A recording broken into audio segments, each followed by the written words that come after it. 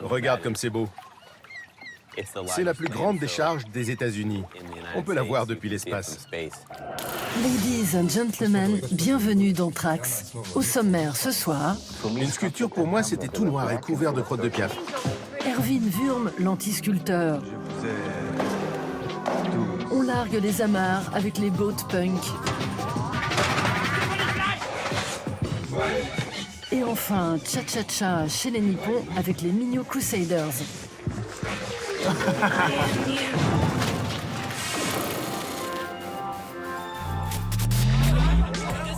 Dans la Fortaleza du réalisateur Jorge Tielen Armand, un quinquagénaire alcoolique mis à la porte par sa mère se refait une santé chez les Garimperos, les chercheurs d'or, en plein cœur de la jungle vénézuélienne.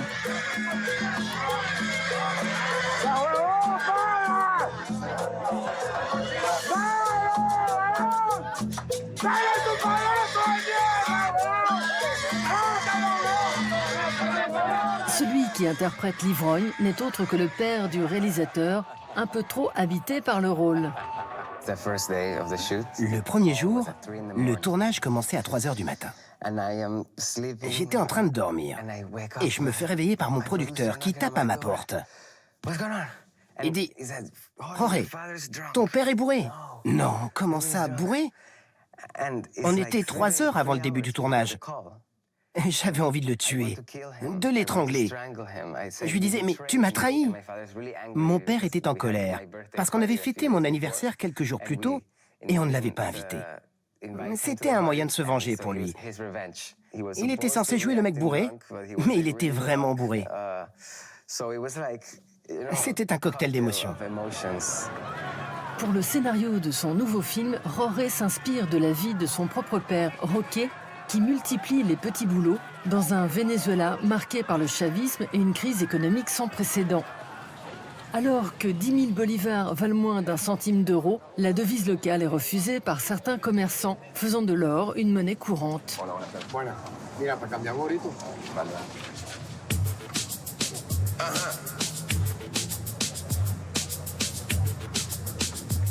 Cet hiver, le Festival international du film de Rotterdam présentait La Fortaleza en compétition officielle. Dans ce long métrage qui mélange fiction et introspection familiale, Jorge décrit l'état chaotique de son pays. Les problèmes sociaux que j'explore dans mon film affectent tout le monde au Venezuela, que tu sois riche ou non, que tu sois blanc ou autre.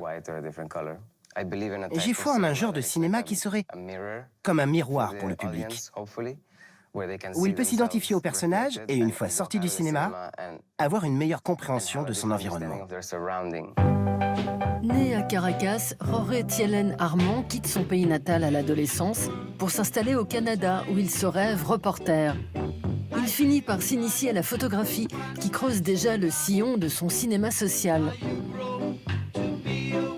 En 2015, le jeune Jorge réalise son premier documentaire, Flor de la Mar. Il se rend sur l'île de Cubagua, première colonie espagnole en Amérique latine, rendue prospère grâce à la culture de la perle. Mais une fois cette ressource surexploitée, l'île a été laissée à l'abandon et ses pêcheurs sont restés sur le carreau. Salió en un proyecto Cubagua. El proyecto bajaron un dinero para eso. 17 viviendas que salió en el IPC. Un rompeolas, una enfermería, una escuelita para unos niños que estuvieron viendo clases aquí en un espacio que le prestó la UDO. Todo eso había aquí. El presidente venía para acá. Y aquí a mi ranchería era que iba a llegar el presidente. Todo se había puesto ahí. El sonido, carpa, todo estaba preparado aquí para eso. A las 3 de la tarde me llama el teniente y me dice, Mario, el presidente no viene. Chávez que venía para acá. Bueno, el presidente no viene porque se enteró que aquí en Cuba no había nada. Chaque fois que je retourne au Venezuela, je mets les pieds dans un pays différent. Ça change si rapidement. Le truc qui m'a le plus choqué la dernière fois que j'y suis allé, c'est à quel point tout est vide. Tant de gens sont partis. Environ 5 millions de Vénézuéliens ont quitté le pays. Sur 30 millions d'habitants, c'est plus de 15% de la population. La moitié de l'équipe de tournage de mon nouveau film est partie en République dominicaine ou au Mexique. On se sent seul. Ce sentiment de solitude est au cœur du premier long métrage de Roré, La Soledad, qui lui a valu 8 prix dans les festivals internationaux. En 2016, le réalisateur retourne dans la maison désertée par ses grands-parents à Caracas. Il y retrouve son meilleur ami d'enfance, José, qui a pris possession des lieux depuis qu'il a été expulsé par son propriétaire. Roré propose alors à José le premier rôle de son film. Persuadé qu'un trésor a été planqué dans les lieux, ce dernier s'arme d'un détecteur de métaux.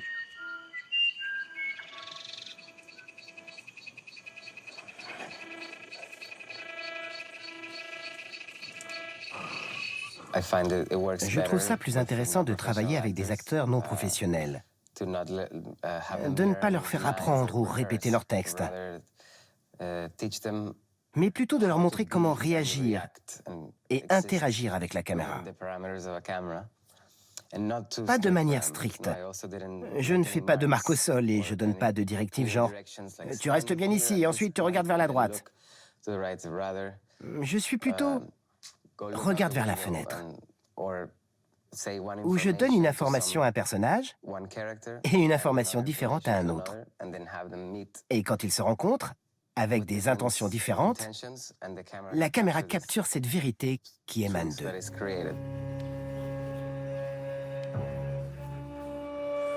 Acuérdate, weón.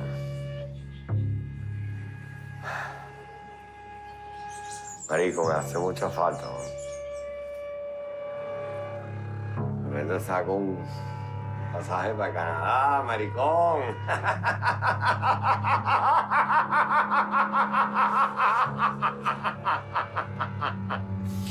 ¿Te imaginas, marico? El padre en Canadá, weón, maricón.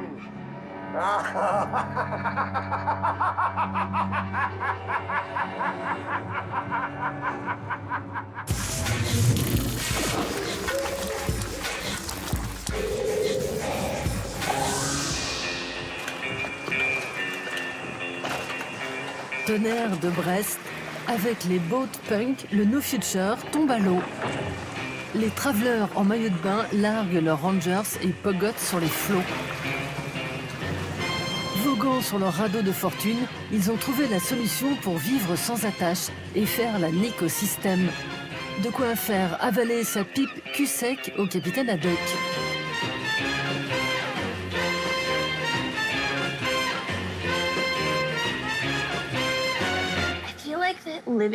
Vivre sur l'eau, c'est une bonne solution si tu peux pas supporter la façon dont fonctionne le monde.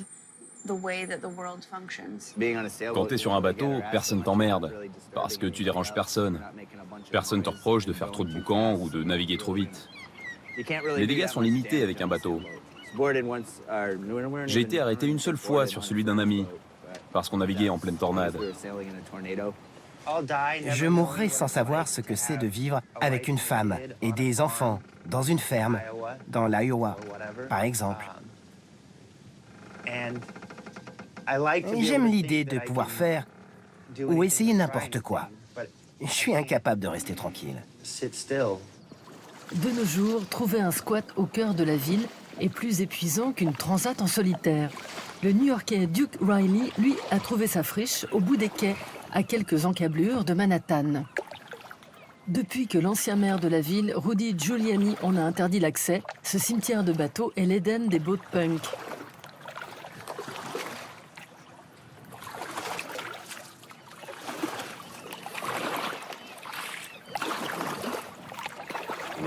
Regarde comme c'est beau. Il y a un arbre et des fleurs jaunes qui poussent dessus. Cette colline, c'est la plus grande décharge des États-Unis. On peut la voir depuis l'espace. Duke Riley est arrivé à New York en 93 avec une idée en tête, mettre les voiles. Pour ce tatoueur de Brooklyn qui a fui sa famille à 15 ans, la nouvelle conquête de l'Ouest commence dans les zones fluviales et côtières new-yorkaises. C'est pas l'homme qui prend la mer, c'est la mer qui prend l'homme. Moi la mer, elle m'a pris, je me souviens, un mordi. En 2007, Duke, propriétaire de 2 bateaux, se lance un défi. Il fabrique son propre sous-marin en bois en s'inspirant d'un modèle conçu pendant la guerre d'indépendance à la fin du XVIIIe siècle. Duke plonge dans l'Hudson River sans autre équipement que son gilet de sauvetage. Le FBI le repêche 3 heures plus tard, à quelques mètres du Queen Mary II. Le paquebot géant vient d'échapper de peu à l'abordage.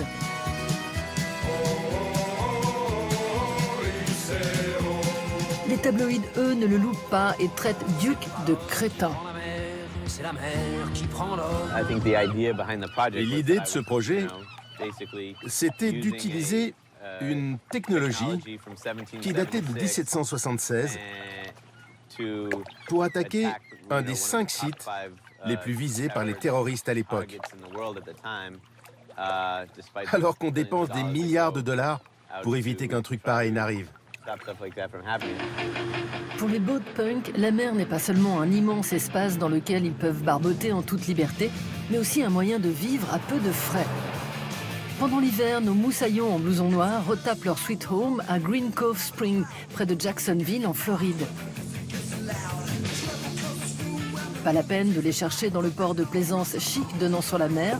Leur repère, c'est cette ancienne marina militaire en bordure de rivière. Son point fort, elle est parmi les moins chères des États-Unis.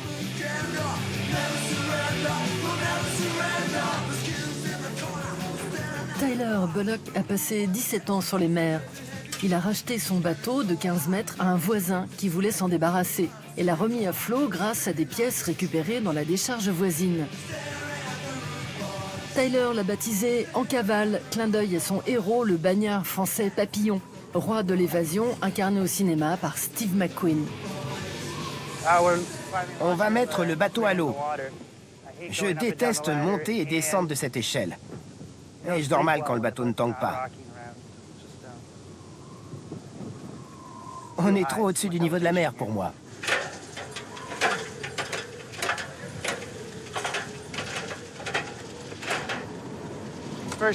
La première chose que j'ai faite sur ce bateau, c'est installer des haut-parleurs. La musique, c'est tout ce qu'on a quand on est en pleine mer. Parfois avec des amis, mais surtout quand je suis seul, c'est ma seule connexion au monde. Dans la vie, Tyler est du genre sans filet. Il grandit dans les montagnes de l'Idaho, au sein d'une famille qui ne le pousse pas vraiment à suivre l'école. À 15 ans, il part la crête au vent sillonner l'Amérique avec une bande de punk. Pour les longues distances, Tyler joue les passagers clandestins à bord des trains de marchandises, comme ses ancêtres, les légendaires hobos qui faisaient rêver Jack Kerouac. En 2002, la vie de Tyler prend le grand large. Une fois son bateau retapé, ce dernier lâche la drogue, la rue et les chiens pour se transformer en punk à voile. Quand je suis assis là, c'est plus fort que moi. Je regarde le niveau des batteries, j'écoute la pompe à eau qui se met en marche et j'écoute le vent dans les gréements. Il faut faire attention à plein de choses ici.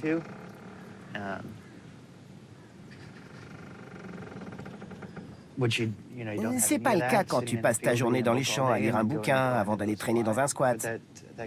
On s'ennuie vraiment au bout d'un temps. C'était tellement chiant que j'ai pris beaucoup de drogue là-bas. J'ai jamais été accro, j'ai jamais pensé que ça rendait ma vie meilleure ou quoi que ce soit. Mais je m'ennuyais tout simplement. Sur le bateau, je prends jamais de drogue, jamais. J'ai d'autres choses à faire pour m'occuper. En 2012, Captain Tyler hisse le grand phoque. Il organise le premier stage de voile do-it-yourself sur le Rio Dulce au Guatemala. Pendant 10 jours, une vingtaine de travelers des flots montent sur le pont sans gilet de sauvetage et apprennent, mais pas trop, l'art des nœuds marins et de la boucle chinoise. Poppy Moon fait alors partie de l'équipée sauvage. Il y avait tout, des cours de nœuds, des cours de gréement et des cours de navigation. C'était délirant, c'était cool. Quand je suis arrivée, j'y connaissais rien. J'ai toujours voulu vivre sur un bateau, mais je savais rien faire et je me rendais pas compte du travail que ça représente. C'est un boulot à plein temps d'avoir un bateau. Le canal de Gowanus, au milieu des usines de Brooklyn, sent le soufre. Ces eaux, rendues opaques par les produits chimiques et le ciment qu'on y déversait, étaient très prisées par la mafia. L'organisation criminelle y faisait disparaître les corps des victimes de ces règlements de compte. C'est à 2 brasses de là que Swoon a jeté l'ancre.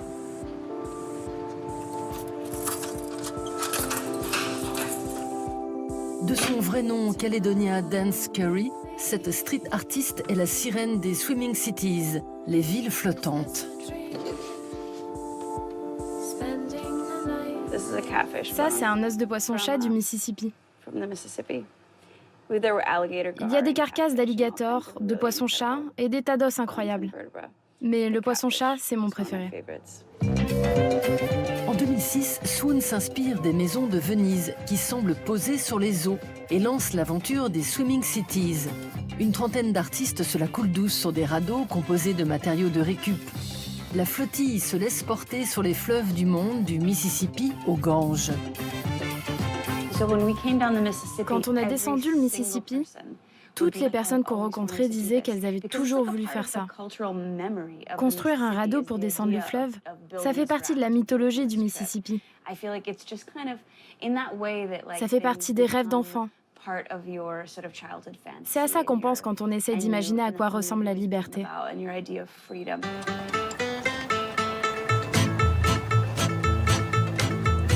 Le capitaine Erichoff. Il est né sur un bateau et il a déjà pas mal bourlingué. Ex-pêcheur puis docker, Pete retape des bateaux qu'il cache le long des rivières de New York, comme ici sous l'usine de retraitement des déchets de Brooklyn.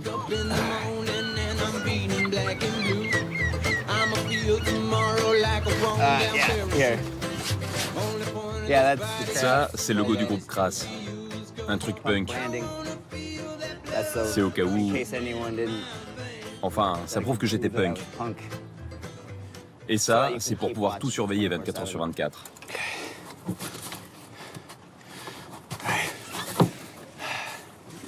Ah, ça veut pas tourner. Ça tourne pas? Merde!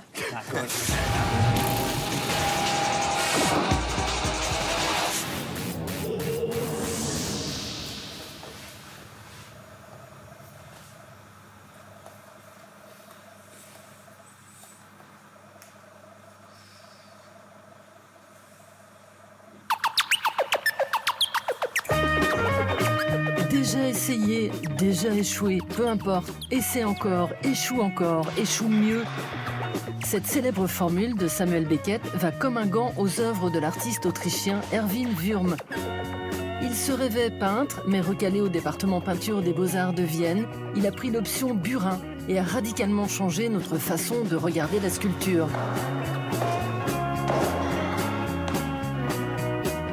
Quand j'étais gamin, on a été à Vienne avec l'école pour visiter la capitale de l'Autriche. Et on a vu des sculptures. Une sculpture, pour moi à l'époque, c'était un truc tout noir, plein de crottes d'oiseaux. C'était à l'extérieur et les pigeons chiaient dessus. La révolution, selon Wurm, c'est l'utilisation du corps comme matière première. Au départ, ces sculptures éphémères étaient des performances filmées au cours desquelles une personne s'immobilisait avec un objet pendant 1 minute. C'est en photographiant et en publiant un catalogue de ces One Minute Sculptures en 1997 que l'artiste accède à une reconnaissance internationale. Repéré par la pub et la mode, son concept se retrouve dans des photoshoots et des clips, comme ici pour Vogue avec Claudia Schiffer, et sur MTV pour le tube Can't Stop des Red Hot Chili Peppers.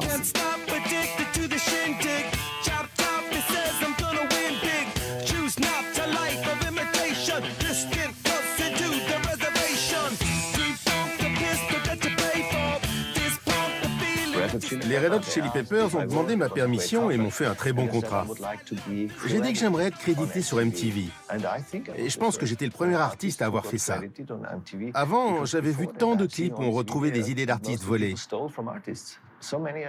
J'ai creusé la question et je me suis dit que l'espace public pour l'art, c'est pas seulement les rues ou les maisons, mais ce sont aussi les médias et les grands magazines. Alors j'ai commencé à faire des séances photos et des sculptures pour les médias. Et j'ai détourné la mode à ma manière. Bien qu'il se définisse comme sculpteur, Erwin Wurm est l'invité de la Maison européenne de la photographie de Paris qui consacre une rétrospective à son œuvre. Parmi ces 200 clichés, certains datant des années 80 ont bousculé l'histoire de la sculpture.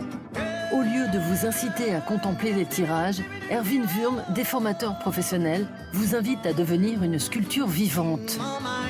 En suivant ces schémas, vous pouvez prendre la pose avec des objets du quotidien et réaliser votre propre photo, vous transformant vous-même en œuvre d'art contemporain. À l'école d'art, j'avais pas d'argent. Alors j'ai dû travailler avec des matériaux pas chers.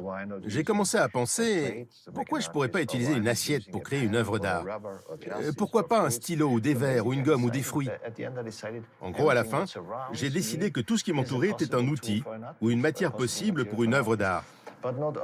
Non seulement les objets, mais aussi les pensées et les concepts. Je me suis dit que le monde entier était un entrepôt de matériaux et que je pouvais tout utiliser. Rien ne prédestinait Erwin à devenir artiste. Né en 1954 à Brock an der Moor, une petite ville de la région montagneuse de Styrie, en Autriche, il est le fils d'une femme au foyer et d'un inspecteur de police qui pensait que tous les artistes étaient des criminels. Erwin s'amuse à suggérer que son parcours d'artiste serait dû à une météorite passée au-dessus de sa maison quand il était petit. Son premier souvenir prouve en tout cas déjà son sens de l'humour. À 5 ans, il réalise ce qui est probablement sa première sculpture. J'étais assis dans un bac à sable et je jouais.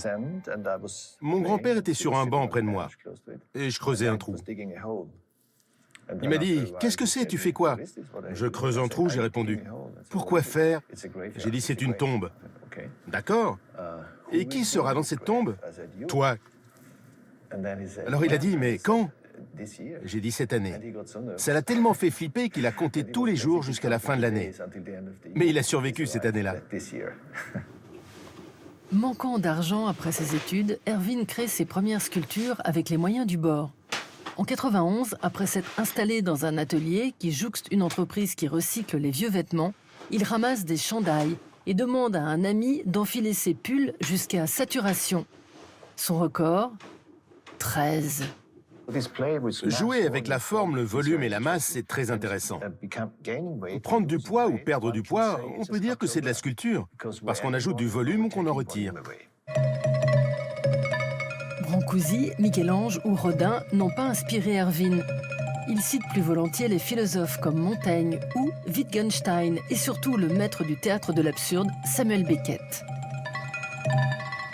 Du coup, il n'est pas surprenant que ces sculptures, parfois monumentales, aient une composante absurde, qu'elles soient solides ou statiques, ou qu'elles prennent la forme d'une vidéo comme celle-ci en 2007.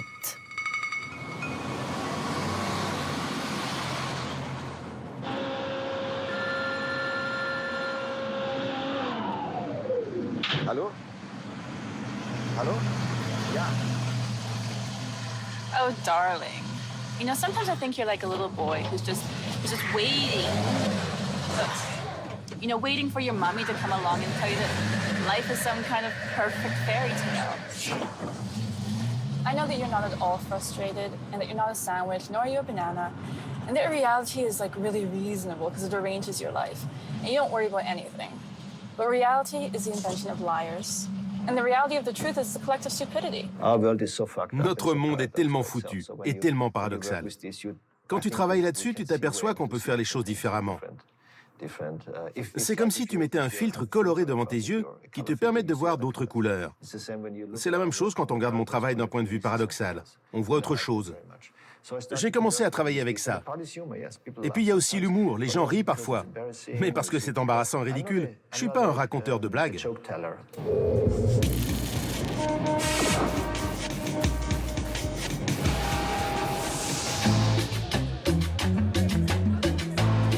Anaïs, notre journaliste à l'affût, chasse les rythmes transmusicales de Rennes.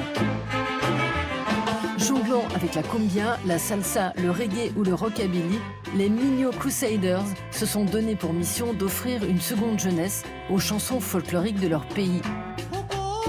Une île des Caraïbes? Et non, Freddy et Katsumi viennent du Japon. Mais alors, vous pouvez me prouver que vous êtes bien nippon? Ouais, c'est ça. Bien sûr qu'on est japonais. Quand le shamisen fait...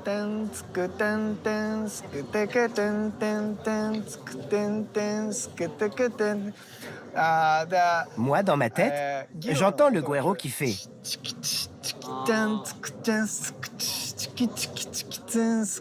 Je trouve que ça colle bien avec de la cumbia. Alors, on part sur cet arrangement. Guitariste de rock et de métal, Katsumi Tanaka rencontre le chanteur de Minyo, Freddy Tsukamoto, il y a 20 ans. Avec 8 autres musiciens, il dépoussière les hits du folklore nippon, comme ce Tanko Bushi, qui raconte le travail dans les mines de charbon. La danse qui l'accompagne mime le creusage de la pelle, la pousse d'un chariot ou l'accrochage d'une lanterne. Chanté depuis plus de 14 siècles, le minyo porte la voix des travailleurs qui espèrent une pêche fructueuse, une bonne récolte de riz ou célèbrent les prouesses des sumo. À partir du 19e siècle, les geishas et les sopranos en kimono s'emparent de ce répertoire de plus de 50 000 chansons.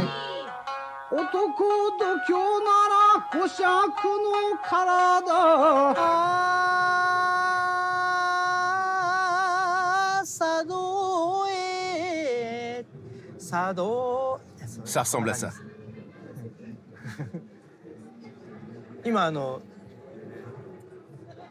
C'est comme s'il y avait la mer, que le public était sur une île au loin et qu'on voulait les rejoindre en faisant des vagues avec la voix. Très peu enregistrés, les minyos sont la bande-son des festivals comme le Obon, où l'on danse pour calmer les morts.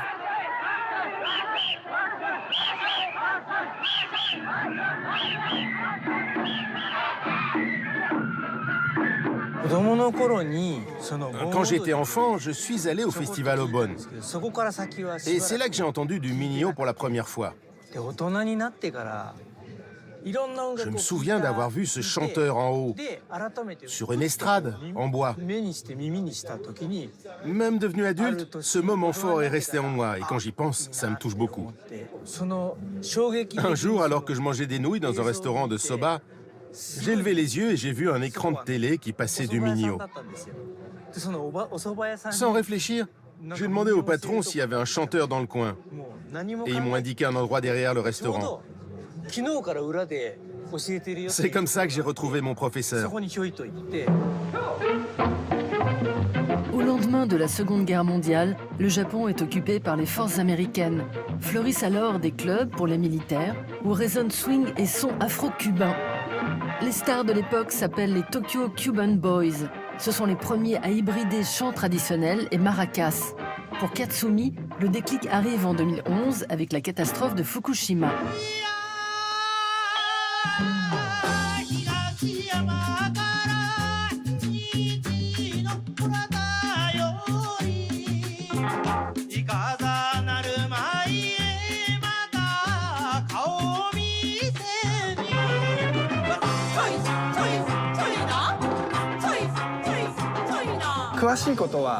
Au Japon, il n'y a pas souvent d'images violentes diffusées à la télévision. Et là, même sur les réseaux sociaux, on pouvait suivre l'évolution de la catastrophe en direct. À ce moment-là, au moment de l'explosion de Fukushima, j'ai ressenti pour la première fois le besoin de faire quelque chose pour le bien commun. J'ai eu envie de faire une musique joyeuse pour soigner les blessures causées par la catastrophe de Fukushima.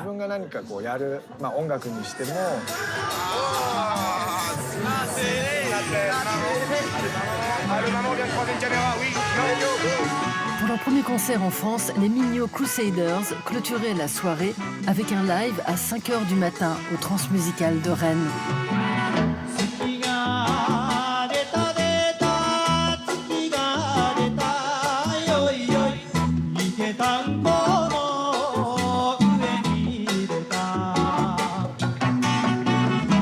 Trax, c'est où tu veux, quand tu veux, sur arte.tv et les réseaux sociaux.